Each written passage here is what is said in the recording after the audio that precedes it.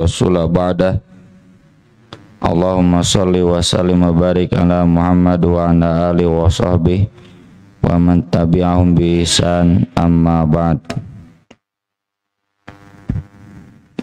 Hadis yang terakhir, hadis ke-8 dari bab bersegera dalam kebaikan.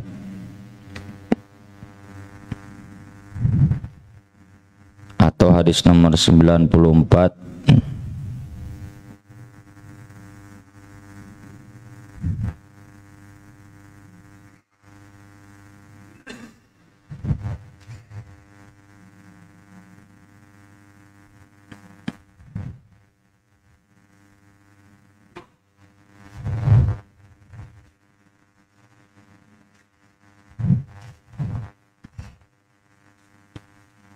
Hadis dari Abu Hurairah radhiyallahu an, anna Rasulullah sallallahu alaihi wasallam qala yauma Khaibar. Rasulullah sallallahu alaihi wasallam bersabda pada perang Khaibar, la u'tiyanna hadhihi ar-rayata rajulan yuhibbullaha wa rasulah. Aku akan berikan panji ini, roya itu panji komando ya, karena sebagaimana saya lihat di film-film perang zaman dulu, pasukan itu kan bagaimana panji komando itu ya, semacam bendera gitu, ada yang warna putih, ada yang warna hitam. Jadi bergerak maju kemana itu tergantung panji itu, royah atau bendera. Aku akan berikan panji ini rojulan ke seseorang yuhibbullah wa rasulah, yang dia mencintai Allah dan Rasulnya. Yaftahullahu ala yadaihi, yang Allah akan membukakan Khaibar ini melalui kedua tangannya. Qala Umar radhiyallahu an berkata, ma ahbabtul imarata illa yauma idzin. Aku tidak ingin jabatan, tidak pernah menginginkan jabatan kecuali hari itu. Kenapa hari itu? Karena ada jaminan dari Nabi, orang itu yuhibbullaha wa rasulah, mencintai Allah dan Rasulnya.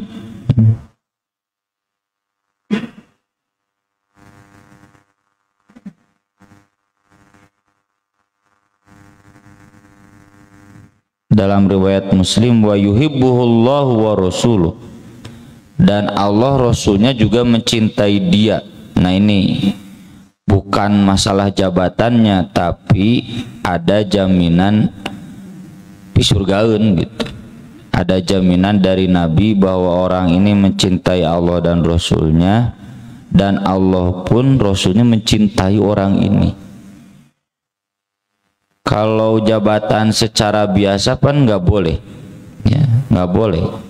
Kata Nabi SAW, la tas'alil imarah, jangan meminta imarah. Wala tahris alaiha, menginginkannya pun nggak boleh, haram. Ya. Jadi kalau ada nafsu ingin jadi ketua DKM, jadi ketua RW, rem ya nafsunya. Kan ini konteksnya misalkan buat jihad, ya silakan, tapi nggak usah pakai nafsu. Kan kita sudah selalu berzikir di setiap pada sholat, Allahumma la mani'a lima a'tait wa la mu'tiya lima mana'tu. Dzikir itu mengerem nafsu. Seandainya memang baik untuk saya jadi ketua RW, bismillah. Seandainya tidak, alhamdulillah gitu. Kalau nafsu nanti beres pemilihan RW teh nyeri hati nu eleh ya. Beres pemilihan RW teh ada oposisi ya, tidak bersaing sehat nanti. Atau bahkan beres pemilihan RW teh masih ayawe emosi-emosi. Itu karena ada nafsu. Tapi kalau memang niatnya betul nih mau jadi ketua RT, ketua RW itu jihad fisabilillah, mengamankan daerah ya agar aman dari perjudian, dari yang lain-lain gitu. Silakan, nggak usah pakai nafsu. Cara mengerem nafsunya gimana? Itu zikir tadi. Allahumma la mani'a lima a'tait, menyadari tidak ada yang bisa menghalangi apa yang Allah beri. Kalau memang ditakdirkan jadi ketua RW, nggak ada yang bisa menghalangi meskipun ada kampanye busuk. Wala mu'tiya lima mana', tidak ada yang bisa memberi apa yang kau halangi. Kalaupun tidak jadi, bukan karena kampanye busuk dari musuh, Allah itu ngerasakan. Wala yanfa'u dzal jaddi minkal jad, tidak bermanfaat jabatan ketua RW di hadapan Allah kelak. Apakah jadi ketua RW derajat di surga lebih tinggi? Moal. Agar tidak ada nafsu. Bahkan kata Nabi, innaha amanatun wa innaha hasaratun yaumal qiyam. Hati-hati, jabatan itu amanah, lain ngeunah. Dua orang apa ngeunah payang-hayang mubahula tuh ngadukung presiden oge, moyok presiden Jokowi ke kampanye aya nama ya, kamari dilalantik jadi menteri meureun ya. Jadi kita mana oposisi, mana ya, dalam politik menjilat ludah sendiri sudah biasa ya. Jadi karena memang nafsunya tinggi, seakan-akan jabatan itu wah ini strategis buat 2024, padahal katanya ini amanah. Wa innaha nadamatun yaumal qiyamah, dan banyak yang menjadi penyesalan pada hari kiamat ya.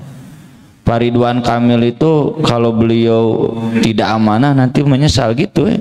Antara dua, amanah, kalau tidak amanah kaduh menjadi gubernur. Mending orang tapi pernah jadi gubernur ya. Presiden Jokowi itu antara amanah atau tidak, atau jauh-jauh atulahnya ke Presiden Jokowi. Kita juga pemimpin kan, kepala rumah tangga ya, bapak ya, suami, ibu juga pemimpin di skup rumah tangga, keibuan rumah tangga. Amanah, kalau tidak amanah menyesal. Menyesalnya parahnya seperti orang kafir, ya laitani kuntu turoba, duh mun saya teh jadi tanah we nggak usah jadi manusia ya, saking menyesalnya. Tapi karena ada jaminan cinta Allah dan Rasulnya, Allah mencintai, Rasul mencintainya, Umar pun jadi ingin. Jadi bukan karena jabatannya, tapi karena jaminan cintanya. Kalau jabatan mah nggak boleh. Sahabat sudah bersih ya, sudah bersih dari keinginan jabatan itu. Bahkan dalam riwayat lain, ini saya buka-buka HP, buka-buka kitab Pak, sanesnya HP. Fabatan nasu yadukuna lailatahum ayyuhum yu'toha. Bukan hanya Umar, semua sahabat malam itu ngobrol ya sampai nggak bisa tidur, berharap besar ingin diberi panji itu. Jadi bukan Umar saja, semua sahabat. Tapi kan kabawa ngimpi eta we taros Prabowo jeung Jokowi keur pemilu datu bisa sare. Pasti mau bisa sare atuh, jangankan ketua presiden, calon ketua RW besok pemilihan udah mau bisa sare. Kenapa tidak bisa tidur? Duka meureun ngarancang serangan fajar mas. Taunya seudon. Tapi pasti kan, wah ini gimana besok, siapa yang akan dipilih gitu kan? Ya, atau bapak-bapak ada kan di sini yang pernah terlibat lah. Misalkan hayang jadi ketua PC, ketua DKM, besok pemilihan dah. Kalau memang ada keinginan mau bisa sare, ya, tidak akan bisa tidur. Dan ini yang begini boleh karena niatnya bukan jabatannya, tapi jaminan cinta Allah dan Rasulnya. Kalau karena ingin jabatan, nah itu berarti kurang zikir yang tadinya ya. Allahumma la mani'a lima atait. Kata Nabi SAW, setiap orang yang datang ke Nabi, kan zaman Nabi nggak soleh semua, ayakan munafik oge, minta jabatan, kata Nabi, inna la nu'tiha man sa'alaha wa man harasa 'alaiha. Kami tidak akan memberikan jabatan dan tugas ini kepada yang memintanya dan rakus sangat menginginkannya. Ya. Ini persis saya kalau ditanya, Ustadz cenah kami hoyong ngajar di kutab di pesantren, naon syaratna hiji tong ngalamar. Ngalamar mah mau diterima pasti. Biarkan kami selektif ya, objektif memilih mana yang layak. Kalau ujung-ujung datang pingin, kami tidak akan memberikan jabatan kepada orang yang meminta dan sangat menginginkannya.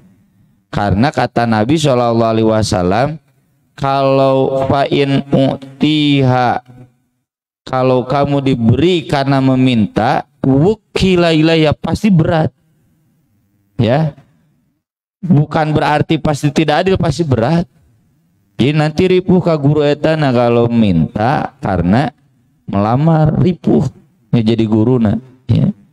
Ketua DKM ingin jadi ketua DKM, dia memang merancang tim sukses, susah ke dianya, berat. Meski tidak berarti berdosa selama jadi pemimpinnya, selama dia bisa adil ya termasuk al-imamul adil. Dosana nu tadewe al-hirsu, ada rakus jabatannya, duniawinya. Kata para ulama, wukila alaiha itu, wukila biha itu artinya dia akan diberatkan, kasihan. Maka dari itu nggak boleh ada sama sekali. Fatasawartu laha rojan uda'alaha, kata Umar bin Khattab, maka pagi-pagi sekali aku bergegas. Fatasawartu teh dari Isra teh malam kan ya, malam-malam Isra itu, jadi maksudnya janari kan ya Pak ya. Wasabtu mutatallian, wasabtu deh ngagajeleng gitu ya, melompat. Ini menunjukkan bergegas. Pas subuh kan besok, jadi di masjid pada subuh wapalah ke masjid. Bukan karena ingin diberi BLT, bukan ingin diberi tunjangan, bukan, karena ingin mendapatkan jaminan Allah dan cinta Allah dan Rasulnya. Ini perang Khaybar itu bapak-bapak, ibu-ibu, ini terjadi tahun 7 Hijriah dan Nabi 7 hari nggak bisa tembus ke Khaybar. Khaybar itu kalau sekarang satu desa khusus Yahudi ya. Yahudi itu dulu ada Bani Koinuko, Bani Nadir, Bani Quraidah. Nah ini kan yang tiga ini di Madinah. Mulai namalah babakan Koinuko gitu, babakan Nadir, babakan Quraidah. Mereka terikat perjanjian untuk saling menjaga perdamaian, tapi ketiga-tiganya terbukti bikin kerusuhan. Yang terakhir yang Quraidah itu ketika Nabi dikepung darah perang Al-Ahzab, dia nyerang dari belakang. Yang lain kan nyerang dari luar Madinah, ini nyerang dari dalam. Maka Nabi hukum mana yang laki-laki yang ikut perang dihukum mati, sisanya jadi tawanan kecuali yang melarikan diri. Nah banyak dari 3 babakan Yahudi di Madinah itu yang kemudian nanti pindah ke Khaybar. Jadi Khaybar itu kuat. Dan desa-desa zaman dulu itu selalu ada benteng, ya. Siga bapak-bapak lah ningali dina filmnya, film barat, film Cina ada benteng gitu. Benteng-bentengnya juga sekarang masih ada, ya, kayak di Turki, di daerah Arab Madinah juga masih ada. Nah, Nabi Muhammad SAW dan para sahabat itu nggak bisa tembus ke benteng Khaybar selama 7 hari 7 malam. Maka kata Nabi ketika mengatakan, besok aku akan berikan panji ke seseorang yang melalui tangannya Khaybar akan takluk. Yang dia cinta Allah dan Rasulnya, Allah pun mencintai dia dan Rasul. Nah, sahabat itu semangat, ya, sampai subuh pahula-hula rempek, ya. Tapi kemudian pada Rasulullah Shallallahu Alaihi Wasallam Ali bin Abi Thalib. Rasulullah Shallallahu Alaihi Wasallam ternyata memanggil Ali Abi Thalib, Ali bin Abi Thalib. Nah, dalam riwayat lain disebutkan beres itu justru Nabi tanya beres sholat, aina Ali bin Abi Thalib, di mana Ali bin Abi Thalib? Karena enggak hadir. Faqalu ya Rasulullah huwa yastaki ainaihi, dia sedang sakit matanya. Nu aya enggak dikasih, yang tidak ada Nabi cari. Maka kata Nabi, farsilu ilai, panggil dia sini. Fautiya bi, lalu dibawa. Fabasoko Rasulullah sallallahu alaihi wasallam fi ainaihi wa da'alahu fabaro'a. Lalu Rasulullah meludahi kedua matanya, lalu mendoakannya, lalu sembuh. Hatta kan lam yakun bi wajah. Ini enggak ada di hadis yang Radu Solihin, Pak, ya. Saya baca dari riwayat lain, lebih lengkap. Didoakan sembuh sehingga seolah-olah nggak pernah sakit mata, sembuh. Tapi kadepanya, Bu, iya mas sanes sunnah, ya sanes sunnah. Kalau sunnah nanti setiap ada yang sakit mata diciduhan, ya. Ini mah mujizat. Mujizat Nabi, buktinya sahabat tidak ada yang mengikuti, dan bukan karena ludah nateing, tapi karena doanya juga, ya. Doa dan ludah. Jangan dijadikan dalil bahwa Nabi ludahnya berkhasiat, berarti para pewarisnya, para ulama pun ludahnya berkhasiat. Enggak begitu.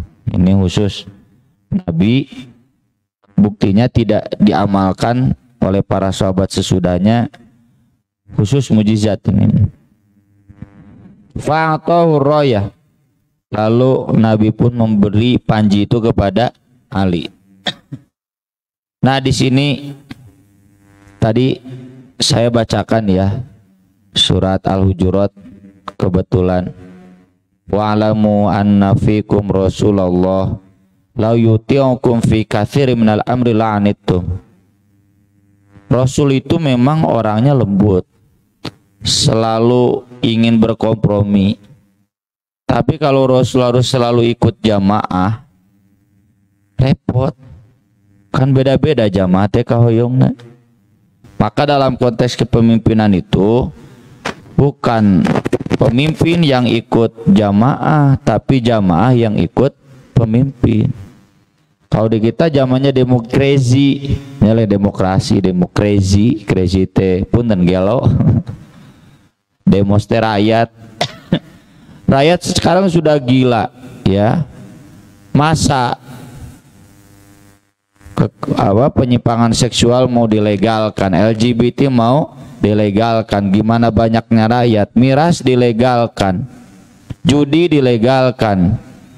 Karena ini anggota dewan menyetujui, ya. Hati-hati Pak, ayah miras itu orang legal, judi ada, ya. Kalau judi mungkin belum, ya. Kalau miras mah ada, perpresnya legal, asal jangan dekat masjid, jangan tempat sekolah, di hotel, di tempat hiburan boleh. Eta nu dirajia teh nu izin, ada izin mah pek teh teuing. Jadi kalau ada izin berarti legal. Kenapa?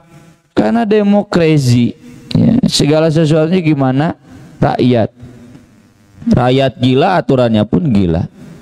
Dalam Islam itu rakyat yang harus ikut pemimpin, karena pemimpin itu pakai Quran dan Sunnah. Nah, dalam konteks ini bapak-bapak, ibu-ibu, wayahna seandainya ketua milih seseorang yang tidak ada ainu ayat dipilih, yang tidak ada dipilih, wayahna tarimakeun ya, karena ada kebijakan, ada ilmu yang ada pada beliau yang harus kita hargai.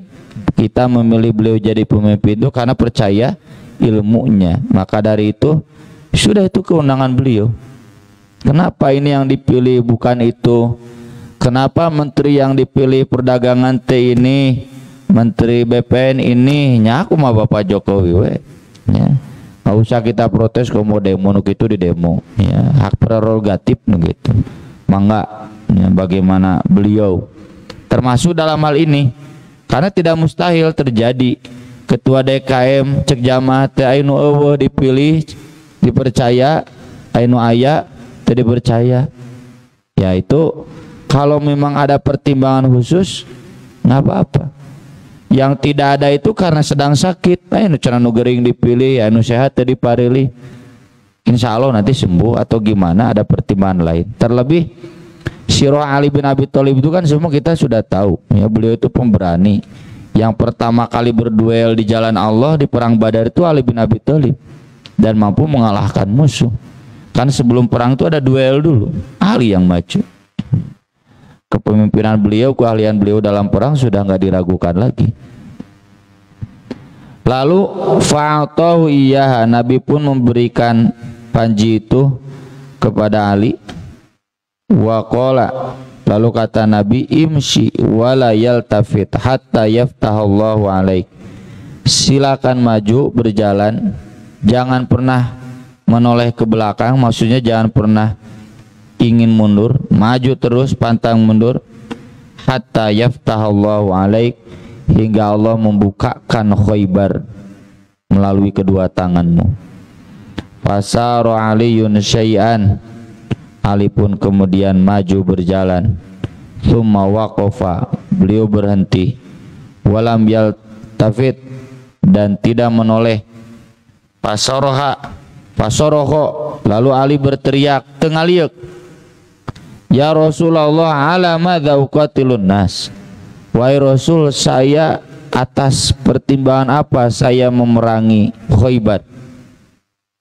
Tengaliuk, tadi kan tidak boleh menoleh. Ali ini mazhab tekstual. Kalau kata Nabi jangan menoleh, jangan menoleh. Bertanyanya sambil membelakangi. Kata Nabi, qatilhum hatta yashhadu an la ilaha illallah wa anna Muhammadan Rasulullah. Perangilah mereka hingga mereka syahadat la ilaha illallah Muhammad Rasulullah. Fa idza fa'alu dzalika, kalau mereka melakukan hal itu, faqad mana'u min kadima'ahum wa amwalahum illa bihaqqiha, maka sungguh mereka sudah melindungi darah mereka, harta mereka dari kamu itu dari Ali, kecuali dengan haknya. Maksudnya ada hak agama yang dilanggar sehingga menghalalkan darahnya, sehingga menghalalkan hartanya. Meski sudah syahadat la ilaha illallah Muhammadur Rasulullah, kalau dia membunuh maka halal darahnya, hukum kisos, ya kan, hukum balas bunuh. Kalau dia mencuri maka halal hartanya dirampas lagi ya, sebagai hukum balas. Wa hisabuhum 'ala Allah, dan hisab mereka terserah kepada Allah. Dalam riwayat lain sabda Nabi itu bertahap ya. Unfudh 'ala rislik, masuklah dengan tenang, hatta tanzila bisahatihim, sampai datang ke halaman rumah mereka. Jadi udah didobrak tuh. Kalau sudah didobrak benteng Khaybar, jangan langsung membunuh, membabi buta, nggak boleh. Datang ke halaman rumah menaik alun-alun, Sumad'uhum ilal Islam. Kemudian ajak mereka masuk Islam. Wa akhbiruhum bima yajibu alaihim min haqqillahi fi. Beritahukan kepada mereka kewajiban untuk mereka dari hak Allah. Kan kewajiban awal itu 3 kan di hadis-hadis lain. 1, syahadat. Kalau sudah syahadat, sholat. Kalau sudah sholat, zakat. Udah selesai tahap awal dakwah. Sisanya nanti dilanjutkan oleh dai-dai. 3 ini ya. Kalau sudah syahadat nggak mau sholat, perangan. Sudah mau syahadat, sudah mau sholat, nggak mau zakat, boleh diperangi. Kenapa boleh diperangi? Karena sholat dan zakat itu hak Islam yang nggak boleh dilanggar. Tadi kan kecuali dengan haknya. Kalau sudah syahadat tapi ada hak Islam yang dilanggar, yaitu sholat dan zakatnya, tetap di perangan boleh. Halal darahnya. Kenapa Nabi dalam perang sekalipun tetap mengajarkan dakwah? Kata Nabi, fa wallah la an yahdiyallahu bika rajulan wahidan khairun laka min an yakuna laka humrun na'am. Kamu bisa memberikan hidayah kepada seseorang. Memberikan hidayah itu maksudnya lewat kamu, merena sama Allah ya.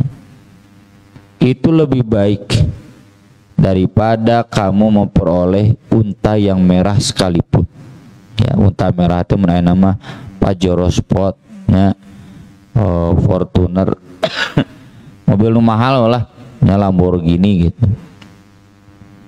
Maksudnya kalau perang bunuh musuh, nanti hartanya jadi milik yang membunuhnya kan, itu ghanimah dia. Itu lebih baik, itu tidak lebih baik daripada orang itu sadar masuk Islam meski hartanya tidak diperoleh oleh kamu, begitu. Jadi orientasi perang itu bukan orientasi materi, orientasinya orientasi dakwah. Maka dari itu dalam setiap perang dahulukan dakwah. Dan terkenal ya hadis Buraidah tentang adab dakwah. Semua amirul juyus, komandan perang, sebelum berangkat, kata Buraidah, selalu Nabi kasih pesan. 1, dakwahkan dulu kepada mereka 3 hal. 1, masuk Islam, selamat nggak jadi perangnya. Kalau sudah masuk Islam, suruh mereka hijrah. Kalau mereka hijrah ke Madinah, aman berarti. Kalau mereka tidak hijrah, status mereka itu sama seperti orang kafir. Kalau terbunuh tidak bisa menuntut balas. Bongan sahabat ayah di daerah kafir. Kalau diserang daerah kafir itu lalu dia terbunuh, dia nggak bisa menuntut balas. Dan kalau dia nggak hijrah, dia nggak akan dapat ghanimah. Kalau dia tidak hijrah, dia tidak mendapatkan hak keamanan dari Nabi. Makanya harus hijrah. Ini sebelum dihentikan syarat hijrah ya, masih berlaku syarat hijrah. Nanti kalau sudah Fatu Makkah sudah nggak berlaku lagi syarat hijrah. Yang ketiga, kalau tidak mau minta jizyah. Jizyah itu upeti ya, bukan pajak, upeti, uang yang dibayarkan, uang keamanan. Dari pajak mah iuran ya, ini mah uang keamanan, bukti bahwa mereka siap tunduk pada negara Islam, gak akan macam-macam. Buktinya adalah bayar upeti. Mereka tetap dalam agamanya, tidak akan diperangi, tapi mereka wajib tunduk kepada kaum muslimin dan tidak boleh memerangi. Kalau yang 3 ini nggak bisa, baru kata Nabi, wasta'in billah wa qatilhum. Silakan mohonlah perlindungan kepada Allah dan perangi mereka. Ini hadis ini menggambarkan bahwa Islam disebarkan dengan pedang itu keliru. Di satu sisi benar bahwa jihad itu tujuannya meluaskan dakwah, tapi bukan berarti jihad perang siga Romawi, Pak, siga Inggris, siga Mongol, enggak. Perang di Islam itu kayak Turki masuk ke Konstantinopel, kan antara tiga, menyerah, masuk Islam atau menyerah. Nggak berlaku hijrah kan, daerahnya sudah dikuasai. Masuk Islam selamat, menyerah selamat, bangunan tidak dihancurkan, orang Kristen tidak dibantai. Ketika Saladin Ayyub menaklukkan Yerusalem, mayoritasnya Kristen, ada juga Yahudi, tidak ada pembantaian. Masuk Islam atau menyerah, udah selesai. Dan kenapa Islam disebarkan dengan jihad? Sampai sekarang terbukti bahwa memang menyebarkan Islam dengan kekuasaan itu lebih efektif. Buktinya Indonesia ngegeblek Islam itu kan lewat kekuasaan, lewat jihad. Cuma jangan dipahami bahwa jihad di sana itu pedang yang berlumuran darah. Tidak. Jihad dalam Islam itu tetap dahulukan dakwah. Kalau mereka menyerah ya sudah, berarti mereka bekerja sama, minimalnya mereka bikin perjanjian dengan negara Islam, dengan pemimpin Islam untuk tidak saling menjajah dan membiarkan umat Islam berdakwah leluasa di daerah itu. Jadi sama sekali tidak benar ya stigmatisasi dari orang-orang Eropa bahwa Islam itu disebarkan dengan darah. Aku qouli hadza wa astaghfirullah li wa lakum, subhanakallahumma bihamdik asyhadu an la ilaha illa anta astaghfiruka wa atubu ilaik. Wassalatu wassalamu ala Rasulillah. Wassalamualaikum warahmatullahi wabarakatuh.